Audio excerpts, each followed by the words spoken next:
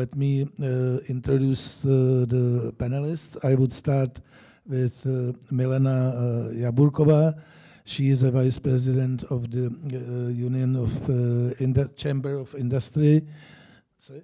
Czech Confederation of Industry. Oh, okay, Czech Confederation of Industry is the correct translation.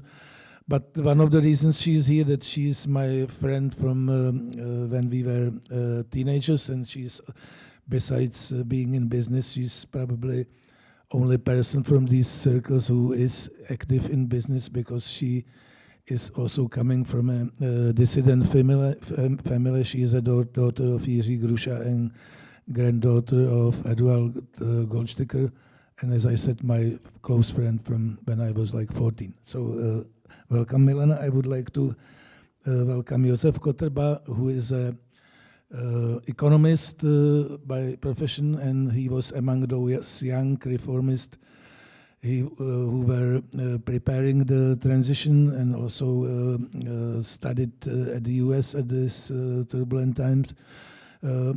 I would like to welcome Jan Mládek, who was also involved in thinking about how to reform the economy and how to prepare the transition, even though he was a little bit in opposition, looking at it from closer to social democratic circles who took power later in the 90s. So welcome, Jan. And Miroslav Singer, among other things, former governor of the central bank in this country, was a young student, also involved in independent student activities during the revolution. So welcome, Miroslav. So I would like to ask, perhaps we should speak a little bit more about the topic of the economy, in the context that when Fukuyama was writing about the end of the history, it wasn't only the end of communism and victory for liberal democracy, but it was also a victory for the market economy. Center-planned Soviet-styled economy was considered to be defeated, and whereas we have these days quite democracy under attack in many parts of the world, and definitely not that popular in sort of third world or global south as it used to be. And we don't perhaps witness still such a backlash as far as the market economy is concerned.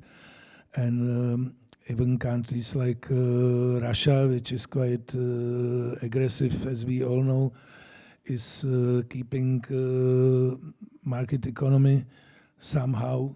And China, even though being still a communist country in a way, is somehow also a market economy into an extent, definitely in parts of its economic structure. So if you could, all of you, touch also on this, but you can basically speak about whatever you want, and we can start with Milena.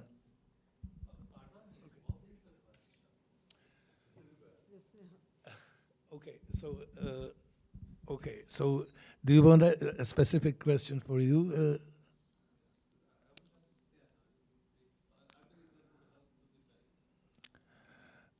Okay, so the first question, we would go to the second question in the second round. So first question would be more like, is it really that we have a sense that market economy is still kind of victorious on a global scale, whereas democracy, we are speaking about this Fukuyama doctrine, whereas democracy is not that victorious as we would have expected. So perhaps this is the first question.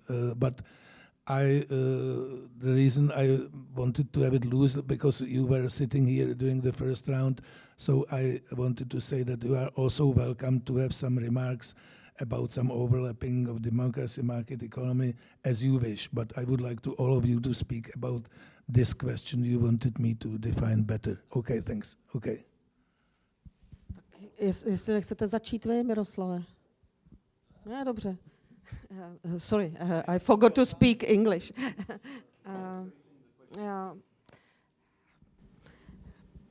Just few notes to related to Czech business. I think we had an advantage because we were a developed country before communism or before we fell out into the Russian sphere of influence. We were one of the most European developed country business-wise. Despite horrors of communist rule, we were able to build on this base and rebuild our successful economy. And I think that kudos to guys who are sitting here and many others, that we were able to transform our economy in a effective way. So we didn't have too much social unrest, or we didn't have social unrest. We didn't fall into deep poverty. So that's started, our economy to get back on track. Regarding the governments, if I look at it, be it socialist, be it conservative, we were open export market economy. We were ally of, we worked with the United States, and so it's good for Czech business, good for IT business, a lot of companies. Given the situation now, the change is coming. We can see two main factors which will influence that. We see change, we can expect the shift of sphere of influence, and let's pray that we will not end up back to the east. And the second one is that the United States do not anymore support multilateral trading system, and they will use tariff policy and bilateral trade relationship to get, to decrease their deficit and also to get political gains. So we'll have to prepare for that. So change is coming. What will come out of it, we will see. Yeah. Okay. I'll come back to the kind of hidden question in what Honza spoke about, because I actually identified there's something like a question, and that is, there was a political debate: is there an end of history? And the big question among economists and was market economy or the planned regulated, more than regulated, planned economy.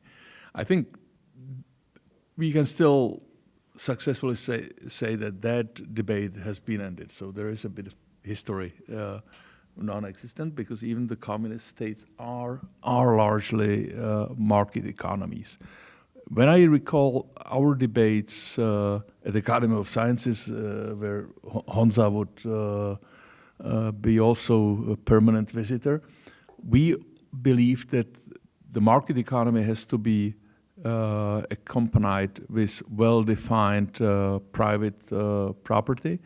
To be honest, that is not so clearly answered, because what we observe in large communist economies or communist countries with non-communist economies, China and whatever Russia actually is, who knows, that's for politologists.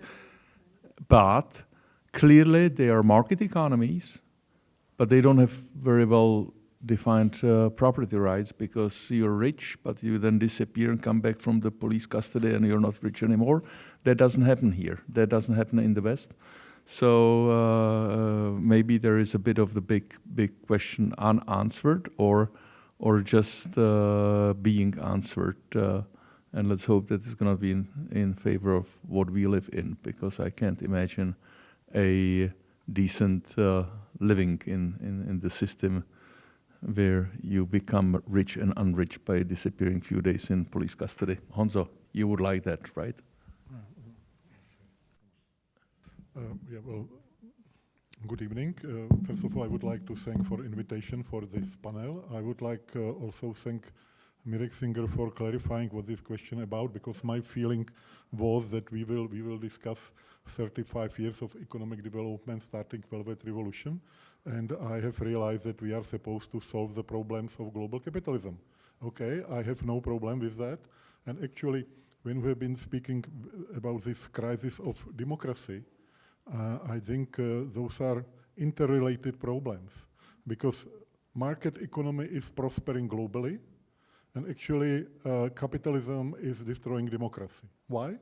Because uneven distribution of wealth and incomes, which is growing and growing, and the state is not able to control it. Because capitalism, in my opinion, had its best days when we have been on the wrong side of the fence, in 70s, 80s, because there was social Marktwirtschaft in Germany and many other arrangements, progressive taxations, that a bit of money was taken from wealthy people, redistributed, and there was kept even distribution of incomes and wealth. It's not true anymore, because globalization gave fantastic possibilities to extremely rich people. There is growing number of billionaires, and not surprisingly, many poor people are feeling, they have not very good feelings, they have feeling of underrepresentation, and I am not surprised that they are voting for Mr. Kaczynski, Mr. Orban, or Mr. Trump. I am not very happy from this development, but I fully understand why they are doing it, because the establishment, so-called democratic establishment, is not able to provide them protection, to give them at least the light in the tunnel, some kind of solution, and instead of it, they have the feeling that they are facing the forces of globalization unprotected, and they are looking for certain kind of protection. And I'm afraid they have good reasons to be afraid, because it's not the problem is not only the problem of uneven distribution of the power. The problem is also who is now ruling the business world, and it's also very different story, because the biggest companies by capitalization are so-called digital corporations. Digital corporation, it means everything what is connected with hardware, software, internet, whatever. And those companies, they have extreme power. How extreme power they have can be seen from the comparison to 19th century. In 19th century, there was certain J.D. Rockefeller who had Standard Oil, and it was the more powerful company. And what happened to J.D. Rockefeller? He was forced to dismantle these biggest companies. Several other companies were created, demonopolization has happened. In the case of digital corporation, it has been tried several times, not successfully, and I would expect that there will be no success. Why? It was 4 years ago when Mr. Trump was doing, I must say, strange things around recognition's result of the elections. But what happened? Mr. Zuckerberg switched off his Twitter account. What kind of signal it was to the whole world? I am able to switch off the most powerful politician in the Western world, what is sitting American president, so it means I can switch off anybody else. So who is in power? Digital corporations. Now they are working very hard on AI development. What is worrisome, because what will be good for AI?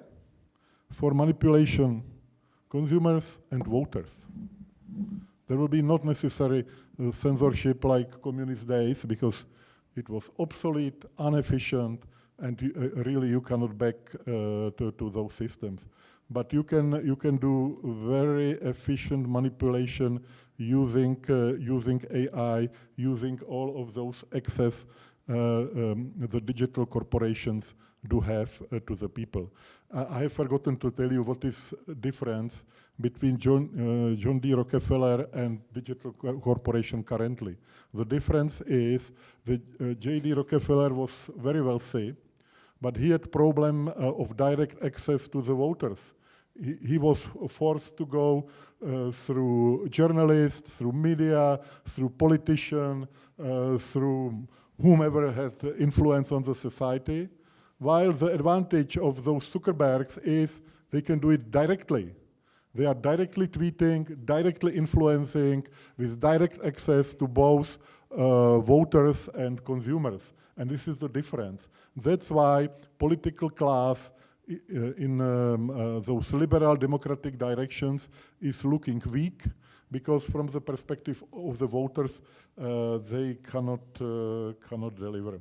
Okay, I could speak, and at the end, I must say that I'm very sorry that the original topic is not discussed, because I was expecting here Dusan Tříska to have nice debate about voucher privatization, but it seems that it's really history and we have current topic. Okay, thanks. Well, thanks a lot for the invitation and for everybody coming in this late hour and being patient with us. Is market economy victorious? Okay, well, let me... Jan just gave us a few anecdotal stories from very past history, typically. I will try to put some data on the table. Yeah? So in a basic sense, non-market economies, being it Venezuela, Cuba, North Korea, or Zimbabwe, frankly, do not appear to be winning model, yeah? To put it nicely. Yeah? I'm talking about victorious capitalism. Less market, more statist economies like EU or Latin American ones, honestly, they did not perform well compared with economies on similar stage of development 30 years ago. Just to give you an idea, 30 years ago, our GDP per capita was about the same as Brazil. Now Brazil GDP per capita is less than half of ours. Yeah? So for that much for Latin America. Latin America was comparable with new EU, and it's not anymore. Yeah? It's really lost continent. Driven, by the way, by well-trained, academically excellently trained economists from liberal institutions, which relates to current debate on education and its merits. Sorry for saying it here. Yeah? And at the same time, in terms of developed economies, much less statist US economy has been doing way a lot better for 30 years than EU economy, which was at the same stage of development 30 years ago. In terms of inequality, that's interesting, because honestly, there are data on inequality.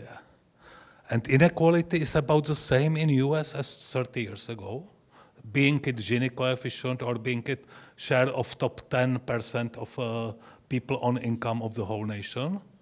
It decreased both in United Kingdom, in China, in India. Actually, surprisingly to me, from the time data are here, which means something like 15 years ago, it decreased in China. It decreased in India. So inequality-wise, I'm sure there could be found anecdotal stories about Rockefeller and compared with Kardashians, and I don't give a damn on that. Yeah? Let's be clear.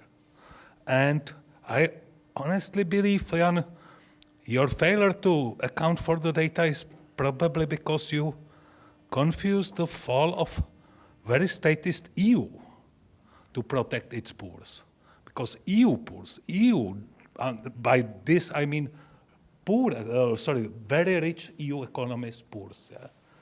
Then down 10 decile, income-wise, of Germany or Italy, fallen down extremely dramatically in terms of comparisons with the average of Asia or with the average of the world.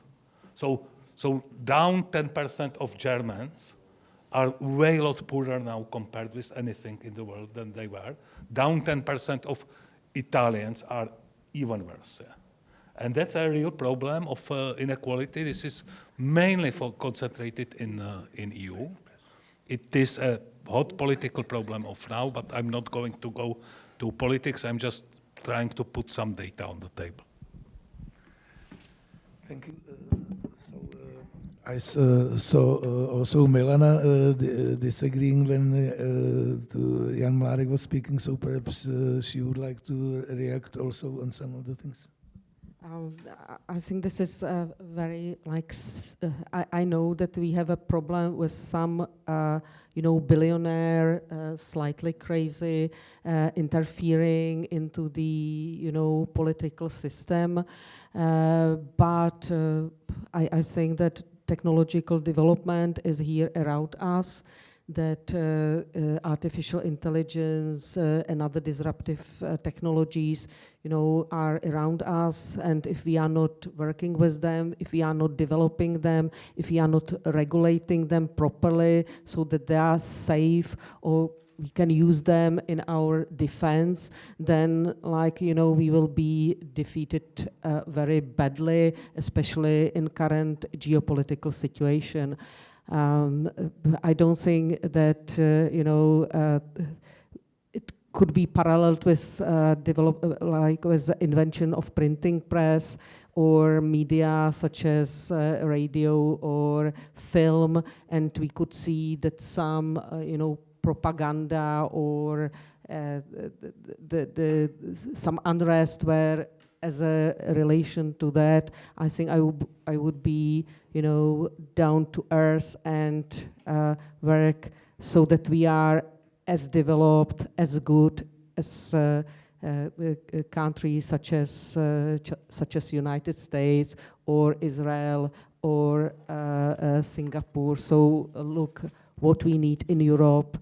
And I agree with Miroslav Singer that Europe is sometimes shooting its own feet because of total bureaucracy, over-regulation, and looking at goals which are not important anymore, not looking into the current context. Well, I think the distribution question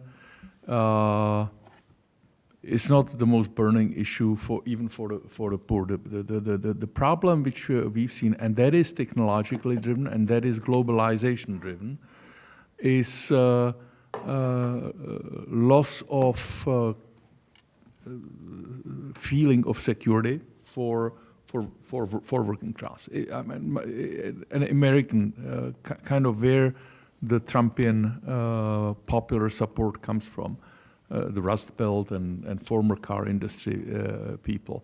When you've been a qualified worker in the U.S., you certainly belong to middle class. You had a house. It was okay. It was on mortgage, but with a perspective that before a retirement you will have it paid off. When you was 17 and went to apprenticeship in Siemens, the likelihood that you end up in Siemens retirement plan, a rich one, basically perpetuating your last income or something close to that, was basically a certainty. That's all gone. That's all gone. And no matter what the distribution is, people feel deprived of security. And to be honest, artificial intelligence will cause it to class which thought that is preserved from this globalization impact. So I think it's feeling of lost security which is causing the upheaval. And as an illustration, when Jan mentioned whom people are voting because of the distribution inequality, they're always voting for somebody who's guaranteeing them more distribution inequality, because they don't want necessarily better distribution, they want better safety, and Mirek is here to provide them with a lovely insurance, probably. He doesn't look like that. Well, I always hate when there are debates when people are not discussing with each other. I will try somehow to do it, but it's very, very difficult because my feeling is that there is very few intersections our statements. First of all, I would be more ready to prove inequality if I would know what we will talk about, because as I have said, I was prepared for voucher privatization, nationalization of IPB and things like that. Okay, anyway. Performance of American economy. That was one reason why Kamala Harris and Democratic Party believe that they will win, because macro numbers are good. The only problem, this is not the perception of American voters. They have feelings that they are not better off that they are worse, and that they are losers in this global competition. Maybe they are misinformed, but this is a fact of the life. Second, that AI is easy. Sorry, maybe I'm influenced. I spent last week in Belfast because there was a global federation for competition organized by Americans discussing with the expert all of those forecasts what will be with AI. And they are evaluated as quite dark, because with a lot of threats which are in the future. And the smallest one is complete reshaking of labor market. The problems can be that really AI can be out of control, and if not out of control, that it will be threat to the humanity. That they will discover that they don't need us, that the real threat is, as minimum, for political life. We should not pretend it doesn't exist, because it seems that Britain went out of European Union. I'm sorry for it, because successful usage of AI manipulation, one of the first was done to get this tiny percentage on victory for Brexiteers. And what is the consequence? Because technological development is detrimental not only for position in automotive industry, but also for political system. Because from the perspective of political system, it means that standard political party is obsolete vehicle, not usable in the future. Because what you need for successful politics now, you need strong leader, AI, few spin doctors, and a lot of money. You don't need political party, because political party in such situation is a burden, because it's a bunch of people who disagree with each other. They have problems to reach consensus. What will be position to following problems? On the other hand, there is a Sentai movement with strong leader who is making immediately strong statement on the Twitter or whatever, and everybody knows what is the position. While political party, what must do political party? First of all, they must distribute information what they should discuss. They must meet, or at least as minimum on internet, and they are spending hours or days before they are reaching consensus. And it's too late in current political debate. So we are moving outside of traditional politics. Political parties will stay, but probably only as a marginal player. And this is the result of development. And last thing I would like to say, as concern of Europe, we have Draghi's report. In Draghi's report is everything what is the problem of Europe, very perfectly described, how we are losing a position in global economy vis-à-vis America, vis-à-vis China. There are certain suggestion of what we should do. We should spend 800 billion euros as quickly as possible. And last but not least, Draghi is calling for climatic industrial policy. It means something what was not possible for decades, to discuss openly that there is a great role of the state, and we should not speak only about Green Deal, but also about industries which are facing the risk of collapse. First of all, car industry. I'll reserve the comments to the content for later, but just technically, the Brexit usage of modern technologies, it was data analytics, and had nothing to do with artificial intelligence. Those were statistical models which you've been personally trained in earlier, except different ones. Now we have a lot of topics on a table, but I will just try to. First, I don't believe it is our role to discuss it, honestly, or I don't feel like discussing it, but I believe we are living in a time in which production of information changes dramatically. And mankind has been living in similar periods, being it the growth of literacy in 17th century mainly, all these pamphlets now and printing press able to discredit monarchs in a way that was impossible before on simple leaflets. Being it the first half of 19th century when the tabloid press first has been produced on economic price that allowed it spread around the working class. So we got this Jewish, anti-Jewish press pretty much everywhere from UK of these days to Russia of 50 years later. But and this always confuses us. Yeah? That's all. There is always our TV arrival, yeah, that ruined Nixon's chances to win in presidential elections. Very famously, he was a lot better on radio, I believe. And this is always confusing time, and it always takes a time to adjust. So we start spreading misinformation, considering them information, like Josef did. Yeah. Josef, do you know that the number of Siemens employees fallen down dramatically between 2010 to 2014?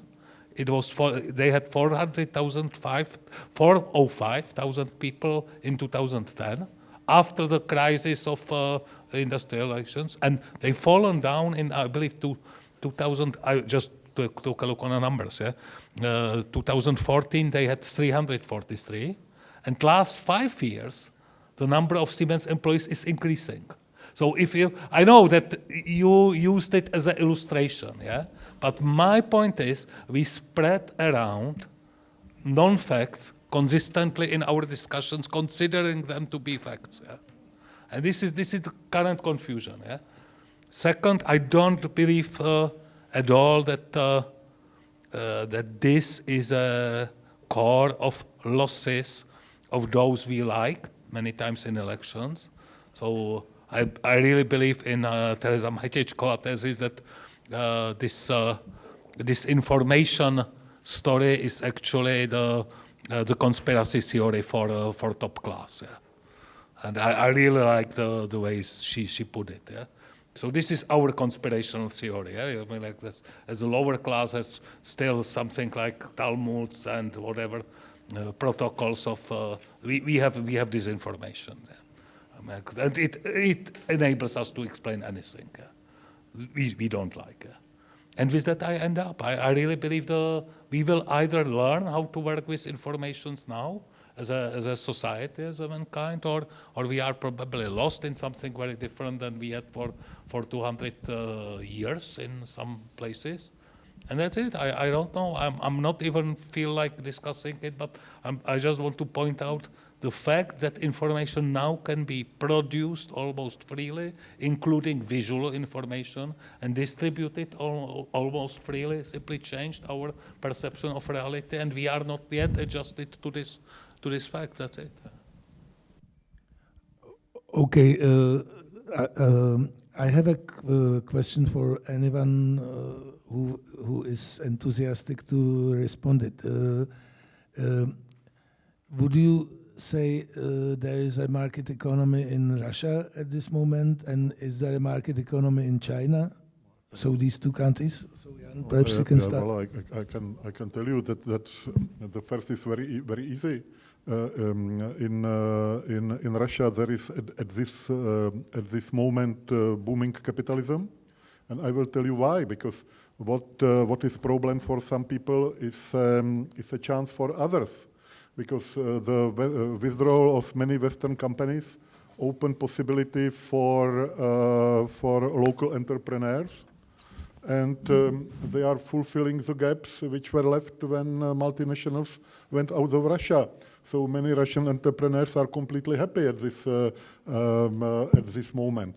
Second, Russia, the West provided Mr. Putin one present.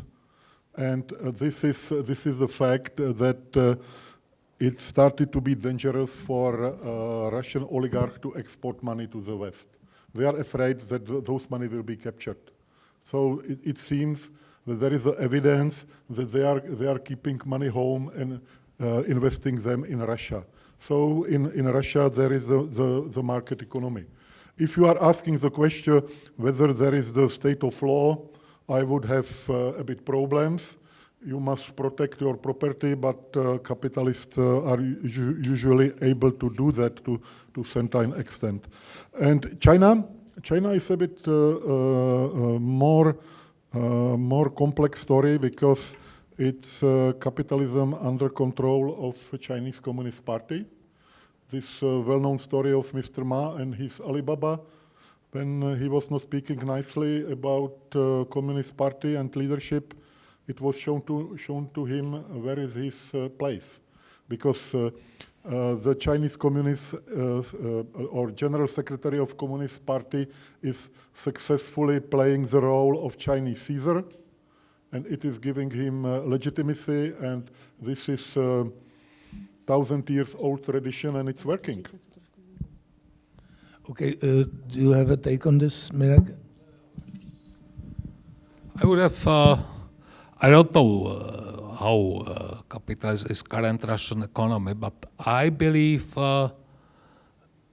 there is going to be less and less overall of priced or market-based allocation of resources in the economy in which non-delivery to army order is a criminal act. Yeah? That will quite change the picture for future. Yeah? That's really a game changer in terms of getting to forced production. Yeah? Forced production close to planning. So that's in my opinion. Again, I'm not making any political statements. I'm just trying to think what can complicate. In terms of China, I believe the situation has been easier for markets simply by the sheer size of controlling task in China for years, which allowed on a margin, and now I mean on a margin. China had a big state-owned companies owning and employing a lot of resources, but on a margins, new resources changes were, in my opinion, for decades driven by effectively market sources. Yeah? So the best qualified employees from state companies have been attracted more or less by market, and same about resources, first. And second, China was really unable to control itself. I know it because I had a pleasure to be even asked by Chinese governor, for example, to contribute on what to do about the pollution. And I told them, okay, so you have a state agency, so simply product a penalty for companies that pollute. Where is the problem? And the answer was, well, the answer in something like 2013-14 was, the problem is that before we collect the penalty, the capitalism takes the tools from the company that is under prosecution and transport them to a different province of China and starts producing there. Which doesn't really strike me as a complete control over the society. Yeah? And I believe it's changing. I believe Chinese authorities have been investing a lot of political and time capital in getting AI tools that really enable them more and more to control the society. And my question is, what is it going to mean for the economy there? But I believe the high rise was effectively done by the fact that China was for decades allocating on margin according more or less market prices, and now the party is catching up and getting the much fuller control of the society, which I don't know what they will do with. Yeah. Thank you very much. Did you want to add something, Milena? Yeah, maybe we are closing slowly. I would like to have a luxury to continue in these discussions. And I think to have this luxury, to preserve this luxury, is our main task. Because, you know, when you look into what's going on in Russia, no billionaire or AI, invaded Ukraine. It's a brutal, anachronic force. And I think in this current debate, they are saying, we don't agree with the division of powers as it was agreed after the end of Cold War, and we want this setup to be revisited. I think this is the main danger we are living in. This is the main thing we have to prevent, because, to be business in Russia, when you are falling out of the window every day and you are dependent on the gangster state, it's not free economy, it's not capitalistic economy, it's a gangster state. So I think we have to do everything possible to be in a criticized and debated West, but this is the only way how we can survive. You wanted some remark? Okay. So do we have any question from? Okay. I've touched on one of the points that one of the panelists made, specifically about wealth inequality. So just for context, I was raised in the US, but my parents are Polish, so I've read in both a lot of talks about capitalism, but also the dangers of communism as well. And I just wanted to ask, when you look at the economy and when you compare economies to each other, why is there so much focus on GDP and on growth and on kind of like how well these economies are performing, and not necessarily how the people in those countries are doing economically? Because you may call me naive, I promise I'm not a Marxist, but at the same time, it's, I will never be able to own a house, and I'm very aware of that. And I think that is not a problem that existed 20, 30 years ago. And so that is definitely something that influences how I vote. So why is that just something that's really not focused on, I guess? The question was why we are so obsessed with GDP, basically? But yeah, well, it's I can tell you a funny story. I was going to Brussels to a special committee which was working on creation alternative to GDP. We had several alternative indicators, and basically all of them failed. Basically, we are relying on GDP because we have nothing better. There were many critics who were coming with alternative measurements like happiness and whatever, or decrease of CO2 footage, but GDP is not perfect, but we have nothing else, nothing better.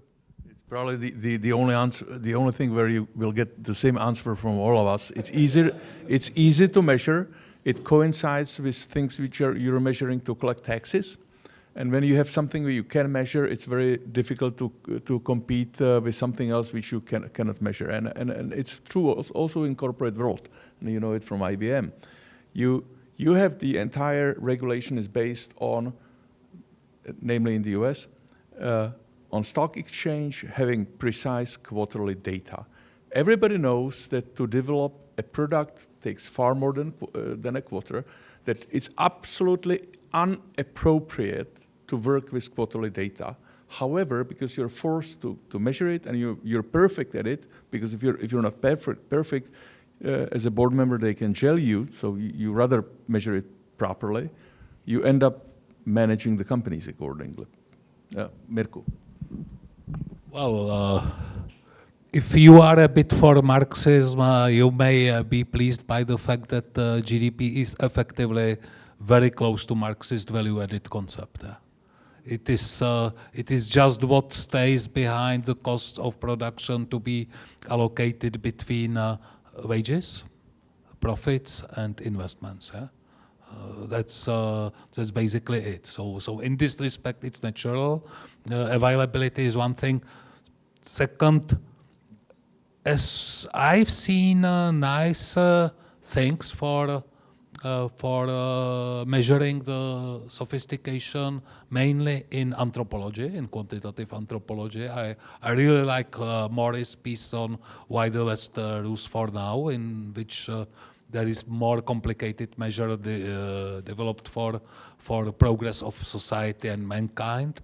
At the same time, honestly, it quite coincides with what you get when you have a look on GDP, which I even believe there is, in last chapter on statistics, there is a mentioning of that. But I may be confused. It's a while I haven't read the book.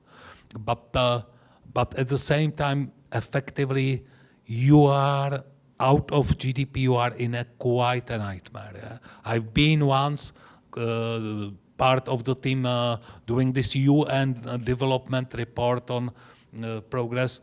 I'm very happy. I promised only for 1 year and I didn't have to then communicate. I fully respect also sociologists and other people involved in development, but that was a nightmare of non-fixed methodology at all, and I really found this fascinating that people can take this seriously and that UN can spend quite a lot of money developing it every year, compared with what you get with GDP. At the same time, GDP is not alone. That's why we are discussing here inequality. I really believe that for measurement of that, these deciles statistics, which have been developed, I believe, something like from 2005, 2010 at best, on are quite useful. I really believe it's good to have checks like that for that.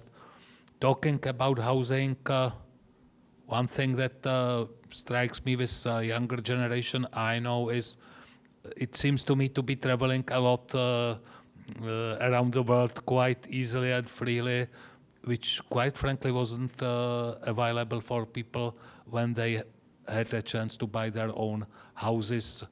By the way, of quality, we lived in one of these houses with Josef in Pittsburgh that would hardly be acceptable today. But we enjoyed that, definitely. We enjoyed that, especially the second half of the house, which was burned. Thank you very much. We will have to close it because also they will kick us out very quickly. But I would like to thank all the panelists, Milena Jabůrková, Josef Kotrba, Jan Mládek, and Miroslav Singer. I would like to thank all of you for coming, and I'm looking forward to see you at some other future public discussions next year. I have to apologize to Jan and Miroslav for slightly confusing topic of the discussion for the second panel.